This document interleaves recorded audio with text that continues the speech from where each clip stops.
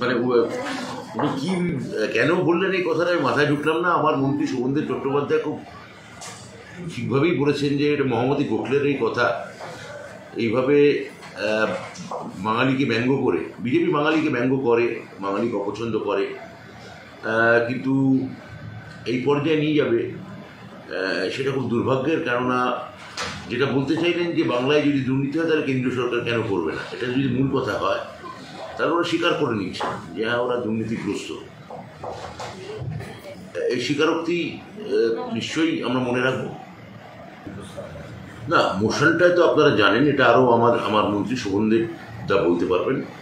উনি মোশনটা তুলেছেন। মোদ্দা কথা আমার যেটা মনে হয়েছে যে কেন্দ্রীয় স্তরে নিট পরীক্ষা নিয়ে যে পরিমাণ অভিযোগ, অস্বচ্ছতা এবং দুর্নীতি ইতিমধ্যেই গোটা ভারতবর্ষে এটা নিয়ে আলোড়িত হয়েছে, সেটা একটা ভয়াবহ ঘটনা। এইটাই বিধানসভার ওই মোশনের মূল আলোচ্য বিষয় ছিল। এবং জয়েন্টকে ফিরিয়ে আনার দাবি করছে মেডিকেল এন্ট্রান্স। এটা তো আমি অনেকদিন আগেই বলে দিয়েছি। এটা আজকে নতুন আমি বিধানসভায় বলেছি তা নয়, এটা আগে গণমাধ্যমকেও বলেছি আমি।